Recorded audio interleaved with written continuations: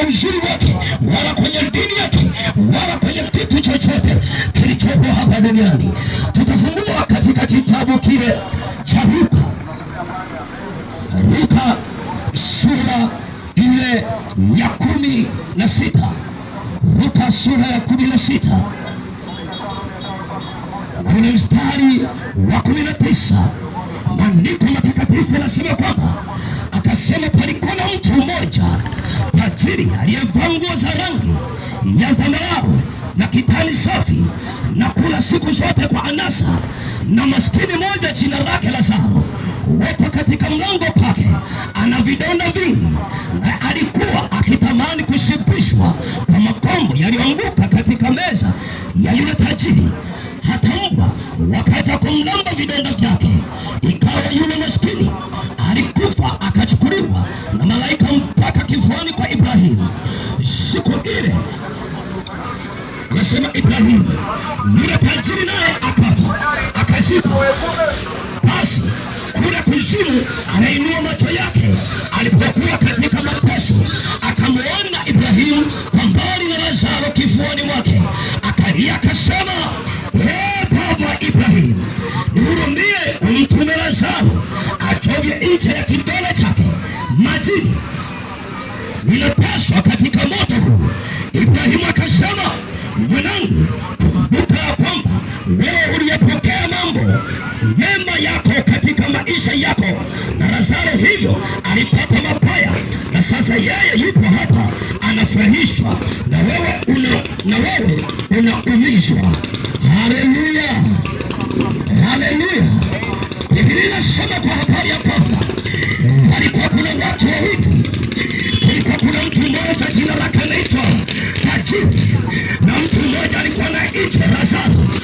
Maandiko matakatifu yanazungumza kwa habari ya kwamba wakati tajiri huyu, wakati Lazaro inatambulika alikuwa ni maskini, alikuwa na mtu mmoja anaitwa tajiri. Yeye alisifika sana. Biblia inasema kwamba alikuwa anavaa mavazi ya rangi, tena ni mavazi ya mazuri. Alikuwa anakula na kushiba kweli kweli.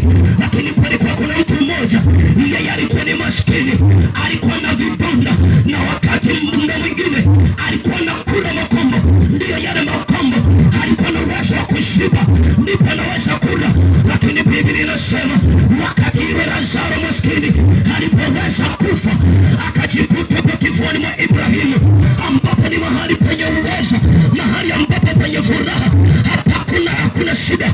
Lakini huyu tajiri alipoweza kufa, Biblia yangu inasema yule tajiri akajikuta yupo katika shimo la moto, ambapo alipokuwa kuna mateso.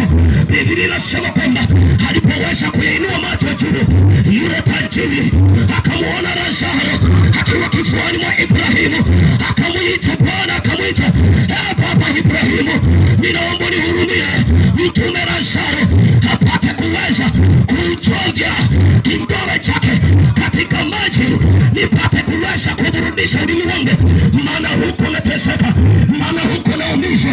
Ndivyo ilivyo hapa leo. Unaweza ukaishi maisha ya kujiona wewe ni tajiri, unaweza ukaishi maisha ya kujiona wewe ni mjanja, unaweza ukaishi maisha ukajiona wewe ni bingwa, ukaishi maisha ya kujiona wewe ni mrembo kuliko warembo wote, ukaishi maisha ya dhambi, ukaishi maisha ya chukizo.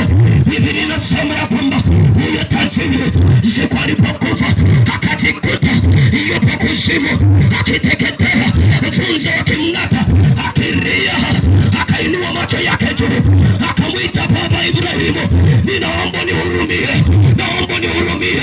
Na ninataka nikwambie siku ya leo, ewe mfanya biashara, ewe mnunuzi, ya kwamba leo Yesu anakuita upate kugeuka, upate kuacha njia zako mbaya, maana ipo siku katika hii dunia sisi sote ni wapitaji. Katika hii dunia sisi sote tunaondoka. Ukija kutazama huyu tajiri na utajiri wake, hakuna kitu chochote siku alipoingia kuzimu kiliweza kumsaidia. Hata wewe rafiki yangu, unaweza kuona bodaboda ukaishi maisha ya dhambi, ujue ya kwamba siku itakapofika bodaboda yako haitakusaidia, genge lako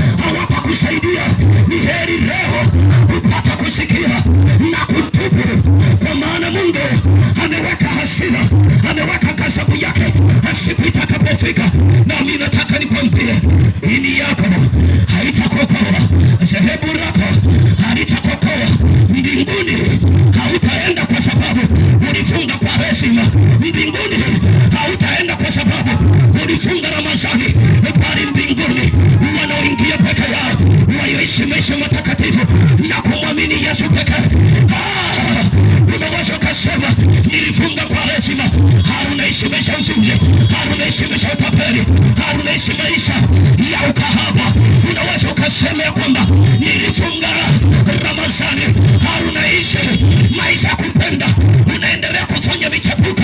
Nami nataka nikwambie siku hii ya leo ya kwamba heri ukamwamini Yesu upate ondoleo la dhambi, maana Mungu ameweka siku yake ya kuhukumu, maana Mungu ameweka siku yake ya kutisha.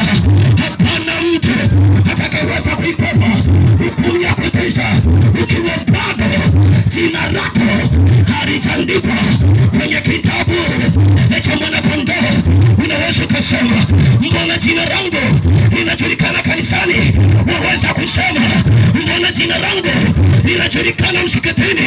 Lakini jina lako linaweza kujulikana kanisani, lakini jina lako linaweza kujulikana msikitini.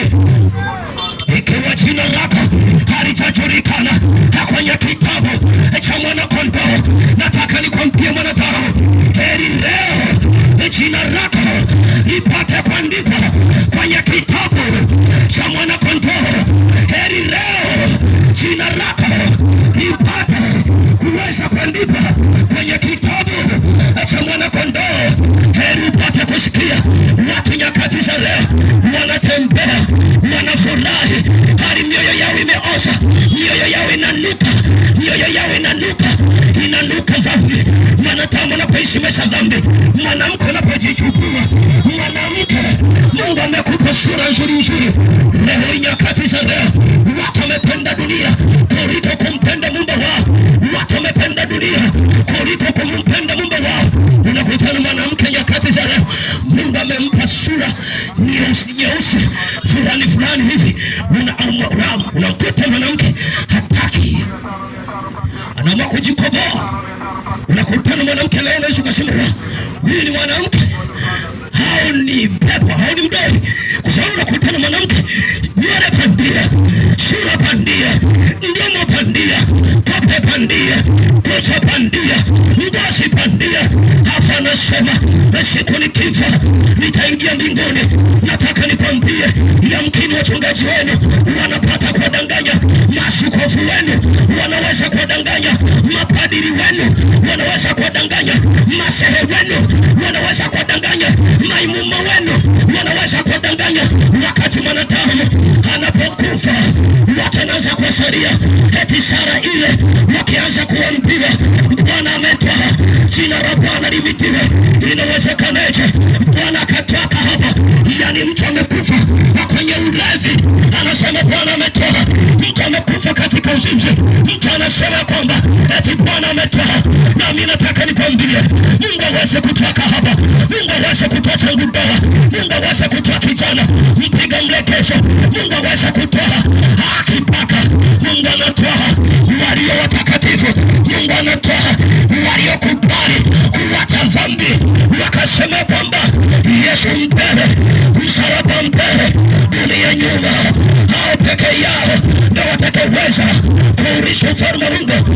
Ikiwa unajidanganya eti ya kwamba ni kwa sababu nenda kanisani unaishi maisha ya dhambi, na kupa pole,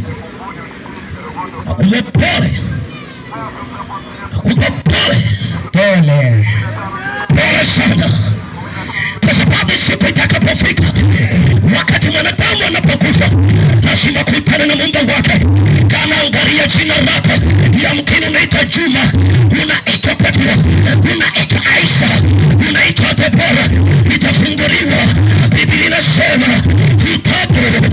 kitabu kitafunguliwa cha jina lako, rafiki yangu, limeandikwa kwenye kitabu chaenda mbinguni. Unaishi maisha ya uzinzi, maisha ya ukahaba, maisha ya utapeli. Kila kadada kanapopita, macho yako pamoja, ni kama vile fundisha amepoteza nati. Na mbinguni unataka uingie, unatamani mkesi wako, na mbinguni unataka uingie, na ujapole sana mwanadamu. Nasema ipo hukumu ya Bwana, yeye aliyeiweka. Siku hiyo utaweza kujitetea, maana hapana patakuwa kilio na kuomboleza. Yamkini utalia na kusaga meno. Ikiwa wewe ni Msukuma, utalia Kisukuma. Ikiwa wewe ni Mpare utalia Kipare. Ikiwa wewe ni Mchaga utalia Kichaga. ikiwa wewe ni Mkuria utalia Kikuria, lakini kulia kwako kwa kabila lako havitamtisha Mungu, havitamtisha Mungu. Ili kusudi unapofika mbinguni, unapofika kwenye lango la mbinguni, ili kusudi Mungu huyu apate kuweza kukuruhusu upate kuweza kuuliza ufalme wa Mungu, lazima jina lako liandikwe kwenye kitabu cha Mwana-Kondoo. Jina lako likiandikwa kwenye kitabu cha Mwana-Kondoo. Unakutana dada anatembea, unakutana dada anatembea, hipisi zake zimetunda, maana yake amevaa nguo yenye kumchora, yani imemchora. Anavaa kasuruari, yamkini amevaa kagauni fulani fulani, kimempana kweli kweli, naye anasema mimi ni mwenda kanisani. Anabeba na kamkoba kake, anatembea akisema haleluya hosana, haleluya hosana, haleluya hosana. Hali dada yule mavazi yake ni ya aibu, mavazi yake ni ya kikahaba. Anasema siku ile atakapokufa hataweza kuulisha ufalme wa Mungu. Nataka nikwambie utamlingishia Mungu kwa sababu ulienda kanisani. Mungu anawatazama walio watakatifu peke yao. Biblia inasema kwenye kitabu kile cha Isaya sura ya 35 na mstari wa 8, Biblia inasema na hapo patakuwa na njia kuu, na njia hiyo itakuwa ni njia ya utakatifu. Wasio safi hawatapita juu yake. Nataka nikwambie machangudoa hawatapita katika njia hiyo, makahaba hawatapita juu ya njia ile, wazinzi hawatapita katika njia ile. Watakaopita ni wale walioingia ndani ya Yesu. Biblia inasema lipo lango moja wazi, ni heri leo ukaingia kabla lango halijafungwa. Yesu pekee ndiye aliye lango la kweli na uzima. Yesu pekee ndiye aliye njia ya kweli na uzima. Njia yako ya uzima ni Yesu, sio rozari, sio rozari rafiki yangu, sio dini yako, sio dhehebu lako. Mbinguni hatutaenda kwa sababu ulikuwa mkeketi. Mbinguni hatutaingia kwa sababu wewe ulikuwa sijui EJT, sijui ulikuwa si mtu wa namna gani. Biblia inasema huyu tajiri alikufa, akajikuta yuko kuzimu, akawa analia, akasema Ibrahimu, Baba nione huruma, Baba nione huruma, nione huruma. Lakini Ibrahimu akamwambia kwa habari ya kwamba wewe uliyapenda mambo ya duniani, lazima kuitane na hasira kuu ya Bwana, kwa sababu siku hiyo anapenda takapolia, ikiwa jina lako limeandikwa peke yake kwenye kitabu cha Mwana-Kondoo. Wengi mnaishi maisha ya dhambi. Moyo wako mama ukoje? Moyo wako baba ukoje? Unaishi maisha ya dhambi, unaishi maisha ya utapeli, unaishi maisha ya uvutaji bangi. Ninachojua siku moja ya bangi unayoivuta itakubangua, siku moja itakubangua. Nataka nikwambie wavuta bangi hawaingii mbinguni, bali wavuta feki hawataweza. Wale pekee waliojikana wakamwamini huyu Yesu Kristo, waliomwamini ya kwamba Yesu pekee alipigwa msalabani, akapigwa, akasulubiwa nipate ondoleo la dhambi. Hao pekee Biblia yangu inasema, Biblia yangu inaniambia kwenye kitabu cha Yohana sura ya 3 mstari ule na 16. Mtumishi wa Mungu waweza kunisomea hapo? Yohana 3. Yohana 3. Taka nikwambie, hii dunia inapita, dunia inapita. Ndio. Duka lako siku ile halitakusaidia kabisa. Urembo wako siku hautakusaidia kabisa. Ndio. Kila kitu hakitakuokoa siku ile kabisa. Bali utabaki unalia. Utasema kwa nini nilifanya hivi? Lakini utakuwa umechelewa. Ili leo utapata kutengeneza, upate ondoleo la dhambi. Hakuna mtu atakayeweza kuishi ufalme wa Mungu ikiwa jina lake, ikiwa yeye mwenyewe hakutakaswa kwa damu ya Yesu. Ndio. Kitabu cha Yohana 3:16. Yohana 3:16. Kwa maana jinsi hii Mungu alipenda ulimwengu. Kwa maana jinsi hii Biblia inasema, kwa maana jinsi hii Mungu alipenda ulimwengu hata akamtoa mwanawe wa pekee. Hata akamtoa mwanawe wa pekee ili kila mtu amwaminie asipotee. Ili kila mtu amwaminie asipotee. Maana yake ni nini? Maana yake mwanadamu anaposhindwa kumwamini mwana wa Mungu tayari moja kwa moja amepotea. Lakini mwanadamu anapomwamini huyo Yesu tayari hataweza kupotea kabisa. Ni nasemaje? Bali awe na uzima wa milele. Bali awe na uzima wa milele. Ndio. Maana yake kuna maisha ya milele kabisa. Leo hii kinachokufa ni mwili. Sema roho yako mwanadamu. Yes. Itafikia wapi katika umilele wako? Ndio.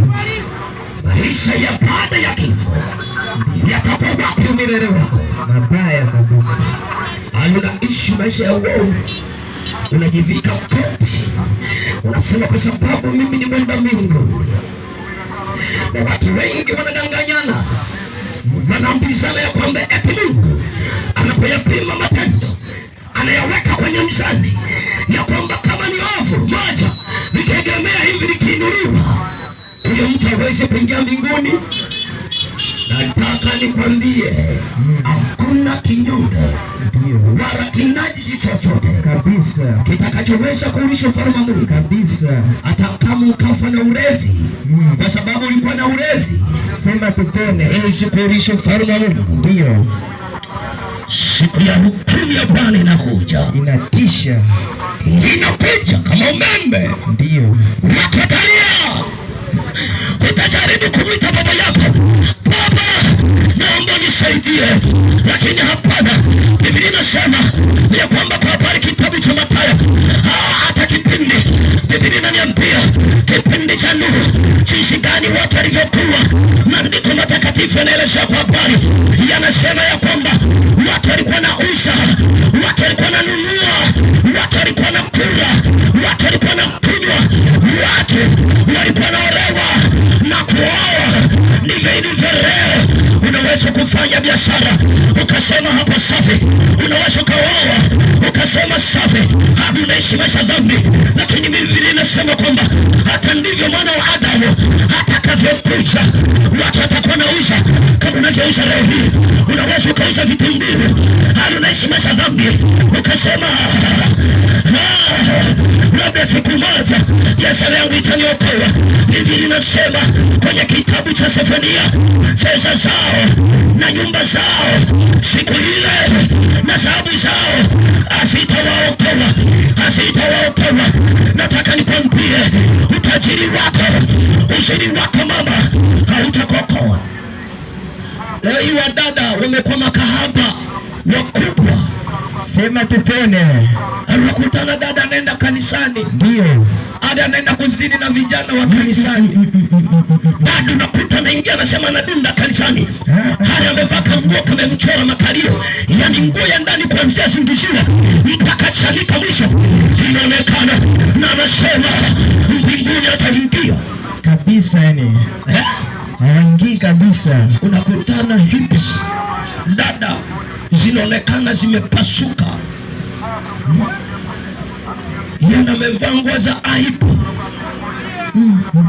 Unakutana dada amevaa kasuruali kake kimemchora makalio yake, mapaja yake saizi futi namba ngapi. Na unajua, nataka nikwambie ewe mama unevaa suruali, Mwanamke anayevaa suruali anasapoti mapenzi ya jinsia moja kabisa. Unasapoti mapenzi ya jinsia moja 100%. Unasapoti kabisa. Unajifikiria unakutana baba anavaa suruali, mama anavaa suruali, baba yupi mama yupi? Ikiwa maandiko anasema kwa habari, anasema kwamba na mwanamke asivae mavazi mpasa nani? Mwanaume. Leo hii unakutana mama amepiga mpaka jinsi na unasema hadi yani kwenye jinsi ameweka zipu. Unajiuliza huyu mama kwenye zipu anatolea nini hapa yeye? Nini? Siku hiyo ya hukumu ya Bwana itakapofika, inatisha. Watu watangalia. Utaanza kulia, kwa nini nilifanya haya? Nipata kutupu, lakini utakuwa umechelewa. Utakuwa umechelewa mama. Tutawapa pole. Utakuwa umechelewa kijana. Pole. Leo katupu. Leo Yesu anakuita. Ndio. Leo Yesu anakuita. Sasa. Leo Yesu anakuita baba. Tengeneza maisha yako. Njoo kwa Yesu. Ewe binti, tengeneza maisha yako. Ndio. Unaweza ukasema kwani mchungaji wangu ananiona? Kwani baba yangu ananiona? Waongo hawataudisha ufalme wa Mungu kabisa. Wengine mko hapa. Ndio. Ndugu yako amekupigia simu akakuchukua wapi? Ndio. Ukamdanganya nipo Chanika.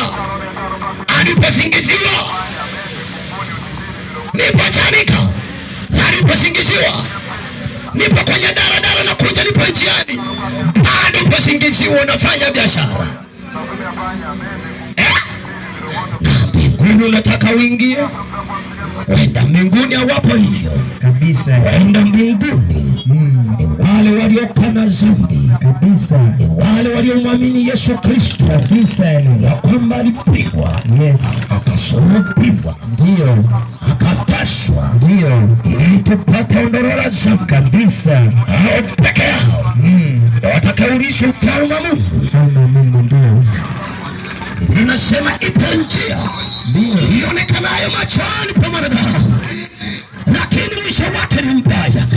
Unaweza ukaona njia yako ya ulevi ni sawa, unaweza ukaona njia yako ya kahaba ni sawa, unaweza ukaiona dada njia yako ya kuvaa suruali ni sawa, unaweza ukaiona kijana njia yako ya kuvaa vipenzi, ukaacha miguu yako waziwazi, ukatembea kifua chako kiko waziwazi, ukaona ni sawa, ukaona utapeli, ukaona ni sawa, ukaona wizi, ukaona ni sawa, lakini mwisho wake ni umauti.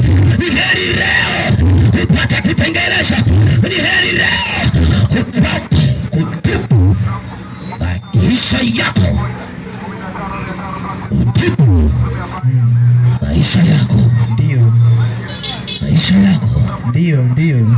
Rafiki yangu, moyo wako na hali gani? Mbona unanuka dhambi? Watu wengi mioyo yao inatoa usaha, wananuka dhambi. Wanadamu anapoishi maisha dhambi ananuka kuliko ngozi ya nguruwe, ndio, ananuka kuliko damu kabisa, ananuka vibaya. Inawezekanaje ukaingia na harufu yako mahali patakatifu? Inawezekanaje? Haiwezekani kabisa. Ni mtu ndio. Muumba wako alikupa nywele mama nzuri kabisa, leo hadi umemwekea katani. Muumba wako alikuwekea nywele nzuri ndio za kipilipili hizo, leo umemwekea mawigi ya nywele za watu waliokufa kabisa. Mbinguni unataka uingie? Hapana, hawezi ingia. Muumba wako alikupa kucha nzuri, ndio leo umebadili, sema upone. Mbinguni unataka uingie? Inawezekanaje? Haiwezekani kabisa. Kwa waganga utake na mbinguni uingie, kwenye vilinge vya kichawi uingie, eti na mbinguni uingie? Hapana, haipo. Muumba wako alikuumba hali pua yako haijatobolewa, ndio umetoboa pua yako, na mbinguni unataka uingie? Hapana, waingie. Na kupa pole mwanadamu, pole. heri leo ukasikia, ukatubu, ukapata kutengeneza, ndio, katika njia zako wakati ukaribu zote. Yes. Tengeneza maisha yako mwanadamu. Ndio. Tubu leo hii. Ndio. Yesu anakuja. Ndio. Sivyo hivyo watu walivyoweza kumzania wakati alipokuja duniani. Yesu Kristo alikuja kama mwanakondoo, wakamtesa, wakamsulubisha, wakamtemea makozi, wakamchapa, wakamtukana. Siku atakapokuja, Biblia inasema atakuja kama simba, kama simba aweze kurarua, ndivyo atakavyokuja mwana wa Adamu. Siku ile hakuna mtu atakayeweza kujitetea. Watu watalia, watu watalia. Utajaribu kumwita Yesu, wakati huyo neema itakuwa imefungwa. Utaanza kuita Yesu, wakati ule neema itakuwa imefunga. Biblia yangu inaniambia kwa habari ya kwamba mtafute mume wako maadamu bado anapatikana. Kuna wasababa utamhitaji Mungu hali umekufa kwenye uovu, utamwita Mungu hali utakuwa umechelewa. Ewe kijana, utamwita Mungu utakuwa umechelewa, kwa sababu leo hii ukiambiwa habari za kuacha maisha yako unasema wacha nile ujana kwanza, wacha nidunde kwanza, wacha nidunde kwanza. Walikuwepo wasera kuliko hata wewe, walikuwepo masorobaro kuliko hata wewe, lakini leo hii hawapa katika dunia hii. Walikuwepo watu maarufu katika hii dunia, lakini leo hawapa. Umaarufu wao haukuweza kuwasaidia, uzuri wao haukuweza kuwaokoa, na mambo yao hayakuweza kuokoa. Hata wewe uzuri wako utakokoa kabisa, uwezo wako utakokoa, ndio, biashara yako itakokoa kabisa. Yani unaweza ukasema waambie watu wasingiziwa, sisi ni watu wachanika bwana, tunaondoka na gari. Unajidanganya. Walikuwepo wasafiri wazuri kuliko wewe kabisa, yani wameshaondoka, wamekufa mwezi. Ninavyokwambia sahihi, ndio, yamkini wapo kuzimu wengine kabisa, wanalia na kusaga meno. Wanataka dakika moja ndio ya kutengeneza, wamechelewa. Dakika unawekea, unakaa kwenye gari hadi unaishi maisha dhambi. Wamechelewa. Unakutana mtu mwingine upo kwenye gari anachati na msepuko kabiti dada. Yes, walipua. Yes, unakutana dada yupo anachati kabisa. Yes. Ninaenda kwa mchomba kumwona hapa, unakuta amemwaga baba yake, mama yake, anasema rafiki yangu tumesoma naye anauma amefiwa, kumbe unaenda kwa kamchepuko. Siku ya hasira ya Bwana inakuja, inawaka. Hakuna mtu yeyote wa kuweza kujitetea, na mimi nataka nikwambie, heri leo mwanadamu ukapata kutengeneza. Heri leo takiwa utubu, ukapata kutubu. Ndio.